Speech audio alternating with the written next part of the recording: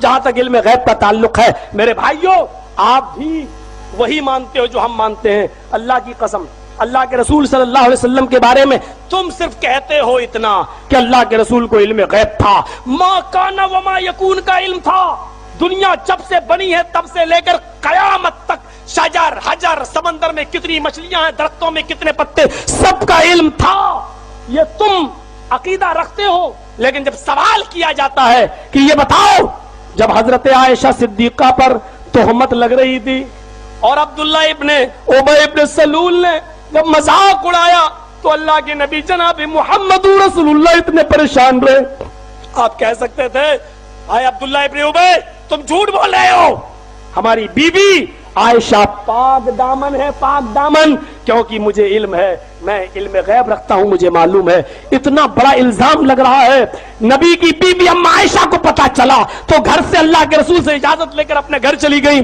کچھ دنوں کے بعد جب اللہ کے رسول اپنی بیوی کے پاس گئے اور حضرت عائشہ سے پوچھا عائشہ غلطیاں انسان سے ہی ہوتی ہیں تمہارے بارے میں جو افواہیں اڑ رہی ہیں مجھے صرف اتنا بتا دو کہ تم اس میں ملوث ہو یا نہیں. ایک نبی اپنی بیوی سے پوچھ رہا ہے اور تم کہتے ہو عالم الغیب عالم الغیب. ذرا مجھے بتاؤ یہ کون سا علم غیب تھا. نبی اپنی بیوی کے دہانے پر اور سراہنے پر بیٹھے ہوئے ہیں اور پوچھ رہے ہیں بیوی تمہارے بارے میں ایسے الزام مجھے بتاؤ. حضرت عائشہ ایک ہی جواب دیتی ہے اے اللہ کے رسول اگر میں آپ سے یہ کہہ دوں کہ ہاں میں نے یہ کام کیا ہے اور میرا اللہ جانتا ہے کہ میں اس سے بالکل پاک دامن ہوں تو ابھی آپ فوراً میری بات مان لیں گے کیونکہ یہ بات ہی ایسی ہے اور لوگوں نے اتنی اڑا دی ہے کہ اس کے بارے میں آپ کا دل جم گیا ہے. ابھی میں کہہ دوں ہاں مجھ سے یہ کام ہوا ہے تو ابھی آپ مان لیں گے اور اگر میں یہ کہہ دوں کہ میں نے نہیں کیا اور میرا اللہ جانتا ہے کہ میں نے نہیں کیا تب بھی آپ کو بھی اتنی جلدی یقین آنے والا نہیں کیونکہ لوگوں نے اس کے خلاف بہت سی باتیں آپ کے دل میں بٹھا دی ہیں. میرے معاملے میں اللہ کے سپرد کرتی ہوں بس میرا معاملہ بہت جلدی اللہ پر منکشف کر دے گا اللہ ہی آپ کو باخبر کر دے گا. حضرت عائشہ فرماتی ہے مجھے یہ امید نہیں تھی اتنا تو میں جانتی تھی کہ اللہ تعالیٰ ضرور میرے نبی کو خواب میں دکھلا دے گا کہ میں پاک دامن ہوں لیکن مجھے یہ امید نہیں تھی کہ میرے بارے میں قرآن کی آیتیں نازل ہوں گی. اللہ میری برات اور پاک دامنی کے لیے جبرائیل کو بھیج کر 18 آیتیں نازل فرمائے گا. اللہ کے رسول وہی بیٹھے ہوئے پیشانی پہ پسینہ آنے لگا. اما عائشہ سمجھ گئی کہ اللہ کے رسول پر جب وحی آتی تھی تو ایسا ہی حال ہو جاتا تھا سخت سردیوں میں پسینہ آنے لگتا تھا. اللہ کے رسول بیٹھے ہیں پسینہ ٹپک رہا ہے آپ بوجھل آپ بھاری سے ہو گئے آپ کا سر بوجھل ہو گیا. حضرت عائشہ سمجھ رہی ہیں ابو بکر صدیق گھبرا گئے ان کی بیوی یعنی اما عائشہ کی ماں گھبرا گئی پتہ نہیں جبرائیل کون سی خبر لے کے آ رہے ہیں پتہ نہیں میری بیٹی کے بارے میں کیا اللہ بتائے. لیکن حضرت عائشہ فرماتی ہے کہ میں بالکل نہیں گھبرائی اس لیے کہ جب میں نے یہ کام کیا ہی نہیں تو میں کیوں گھبراؤں. تھوڑی دیر کے بعد جب 18 آیتیں نبی کے اوپر نازل ہو چکی تو اللہ کے رسول مسکراتے ہوئے اٹھے کہنے لگے عائشہ خوش ہو جاؤ اللہ تعالیٰ نے تمہاری پاک دامنی کا اعلان کر دیا مجھے باخبر کر دیا یہ آیتیں تمہارے بارے میں نازل ہوئی. حضرت عائشہ کی ماں کہنے لگی اے عائشہ اٹھو جلدی اٹھو اور اللہ کے رسول کا شکریہ ادا کرو. تم کیا جانو قادری صاحب تمہارے چیلے اور چپاٹے کیا جانے تم نے ان کو اتنا بے وقوف بنا دیا ہے. حضرت عائشہ نے جو جواب دیا تھا وہ تمہیں بتاتا ہوں. حضرت عائشہ کی ماں کہہ رہی ہیں تمہارے بارے میں قرآن کی آیتیں نازل ہوئی اللہ نے پاک دامنی کا اعلان کر دیا. عائشہ تم نے اٹھو اور نبی کا شکریہ ادا کرو. حضرت عائشہ نے یہ کہہ کر ٹھکرا دی اپنی ماں کی بات میں نبی کا کیوں شکریہ ادا کروں میں محمد رسول اللہ کا کیوں شکریہ ادا کروں. یہ بھی تو انہی لوگوں کے باتوں میں آ رہے تھے میں تو شکریہ اس ذات کا ادا کروں گی جس نے میری پاک دامنی کا اعلان کیا میں بھی شکریہ اس کا ادا کروں گی جس نے مجھے پاک دامن ثابت کر دیا. بیوی رسول اللہ کے شکریہ کو ریجیکٹ کر رہی ہے اور اللہ کا شکریہ ادا کر رہی ہے. تم غور سے پڑھو تمہیں سب وہابی نظر آئیں گے. سورہ نور میں اللہ تعالیٰ نے جو احکام فرمائے دیکھیں چند احکام میں بتا دیتا ہوں. اس سورے میں جو ہے ام المومنین عائشہ صدیقہ رضی اللہ تعالیٰ عنہ کی برات آپ کی پاکی کا بھی ذکر آیا ہے. منافقین نے آپ پر تہمت لگائی تھی. ایک بار حضور صلی اللہ علیہ وسلم جہاد میں تھے غزوہ بنی مستلق وہاں سے واپسی کے وقت ام المومنین ساتھ میں ہوا کرتی تھی کوئی نہ کوئی حضور کی زوجہ ساتھ جاتی تھی. تو واپسی کے وقت جب ام المومنین کی عمر بہت چھوٹی تھی حضرت عائشہ صدیقہ رضی اللہ تعالیٰ عنہ کی عمر تقریباً 13-14 साल के आसपास थी। वापसी के वक्त, जिहाद से वापसी के वक्त रास्ते में एक जगह काफिला रुका, तो ऊंट के ऊपर एक कजावा यानी एक खीमा लगाया जाता था अज़वाज मुतहरात के लिए, उम्मुल मोमिनीन के लिए पर्दे का इंतजाम होता था। वो कैसा होता था, एक छोटा सा हुजरा, एक झोपड़ी टाइप, उसे उठा करके रखते थे, बांधते थे ऊंट के ऊपर, और फिर जहां ऊंट बैठ जाए वो उठा करके फिर जमीन पर रखा जाता था। तो कजावा उठा करके जमीन पर रखा गया। रात को जो है वहां क़याम हुआ थोड़ी देर के लिए। उम्मुल मोमिनीन अपनी हाजत के लिए उतरी, उनका सोने का हार जो है कहीं गिर गया था, तो वो ढूंढने के लिए निकली। तो इत्तेफाक से जो है अचानक वापसी का ऐलान हो गया कि चलो।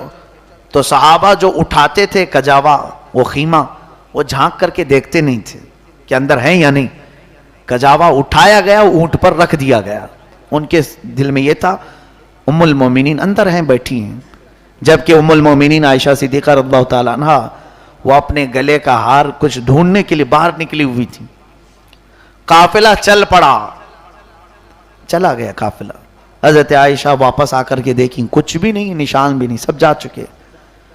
तन्हाई रात की, कोई वहां पर रास्ते में नहीं है। तो एक जगह ओट में बैठी, नींद लग गई आपको, सो गई वहीं पे। उस वक्त होता यह था कि काफिले जब चलते थे तो किसी एक सहाबी को पीछे छोड़ दिया जाता था। वो पीछे से चलते हुए आते थे, काफिले का कुछ भी गिरा हुआ सामान हो तो वो उठा करके ले आते थे। तो वो पीछे से चलने वाले साहबी, काफिले से उनका डिस्टेंस होता था थोड़ा सा। हजरत सफवान रज़ी अल्लाह ताला वो पीछे से आ रहे थे। सुबह सुबह का वक्त था, उन्होंने देखा कि यहां कोई खातून सोई हुई। करीब जाकर के देखा तो कहने लगे अल्लाह अकबर, ये तो उम्मुल मोमिनीन है। हजरत आयशा सिद्दीक़ा रज़ियल्लाहु ताला अन्हा के करीब पहुंचे तो बेदार हो गई। पर्दा किया, पूछा कि माँ यहां कैसे? कहने लगी मैं फलां चीज ढूंढने के लिए निकली थी, काफिला चल पड़ा, मैं रात के अंधेरे में अकेली कैसे चलती? हजरत सफ़वान रज़ियल्लाहु ताला अन्हु अपने साथ सफर में उनको लेकर चले। मदीना पहुंचने तक काफिले वालों को पता ही नहीं था कि उम्मुल मोमिनीन है नहीं कजावे में। बाद में पता चला कि नहीं है। पूछा गया कहां रह गई? फिर अभी ढूंढना शुरू भी नहीं हुआ था कि हजरत सफ़वान के साथ उम्मुल मोमिनीन आ गई मदीने में। बस इतनी बात थी कि मुनाफिकीन जो थे, जिनके दिलों में कुड़न थी, जलन थी, हुजूर से बुग़्ज़ और अदावत रखते थे, बात फैला दी, अरे नबी की बीवी गैर के साथ चली गई, मोहम्मद सल्लल्लाहु अलैहि वसल्लम की बीवी सफ़वान के साथ रात गुजार कर आई है। मुआज़ल्लाह रब्बिल आलमीन। बड़ी बड़ी बातें माँ आयशा सिद्दीक़ा की शान में हुजूर सल्लल्लाहु तआला अलैहि वसल्लम के पास भी ये बातें आने लगी। हुजूर ने पूछा ऐ आयशा क्या मामला है? उन्होंने बताया ये मामला है। उम्र भी कम थी हजरत आयशा की। रसूल करीम सल्लल्लाहु अलैहि वसल्लम को कई लोगों से ये बातें सुनने में आई, तो हुजूर सल्लल्लाहु अलैहि वसल्लम ने हजरत आयशा से कुछ बात ही नहीं की। वो वक्त बड़ा डिफिकल्ट था हजरत आयशा के लिए, बहुत डिफिकल्ट था। आप कहती हैं कि मैं रो रो करके आंखें सुजा चुकी थी। हुजूर भी अब बात नहीं कर रहे थे। कहते हैं आयशा ये मामला मैं अल्लाह के सुपुर्द करता हूं। हजरत आयशा अपने घर चली गई, मैके चली गई। उनके बाप अबू बकर सिद्दीक भी बात नहीं कर रहे हैं रज़ियल्लाहु अन्हु, कुछ नहीं कह रहे। हजरत आयशा कहती दिन रोती थी, रात रोती थी, ऐ अल्लाह मेरा मामला सबके सामने साफ फरमा दे, क्योंकि लोगों ने इल्जाम लगाया है, तोहमत लगाई इज्जत की बात से। लेकिन मेरे आका जानते थे, क्योंकि वो आलिमुल गैब है, हुजूर जानते थे। लेकिन ये एक आजमाइश चल रही थी। देखें कभी कभार सब्र की जरूरत होती है, ये मेरे आका की जिंदगी से मिलती है चीज। हजरत अबू बकर को छोड़ करके हुजूर सल्लल्लाहु अलैहि वसल्लम ने दूसरे सहाबा को बुलाना शुरू किया। हजरत उमर से पूछा, उमर आयशा के बारे में ऐसी ऐसी बातें सुनने को आ रही हैं, तुम्हारा क्या ख्याल है? आगे बढ़ते हैं, कहते हैं या रसूल अल्लाह सल्लल्लाहु अलैहि वसल्लम, अल्लाह तबारक व तआला ने कुरान में आपके घर वालों के बारे में यूं फरमाया, ہر طرح کی برائی کو آپ کے گھر سے دور کیا ہے.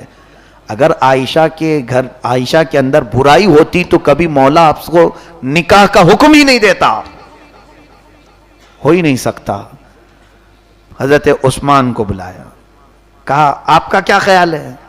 کہتے ہیں دیکھیں کتنی پیاری بات ہے, یا رسول اللہ صلی اللہ علیہ وسلم, اللہ نے آپ کا سایہ زمین پر نہیں ڈالا تاکہ کسی کا پیر نہ پڑ جائے, رسول کے سائے پر کسی کا پیر نہ پڑ جائے. کیا وہ مولا آپ کو ایسی بیوی دے گا جس کے اندر غلاظت ہو ہی نہیں سکتا یا رسول اللہ. حضرت علی سے پوچھا آپ کا کیا خیال ہے؟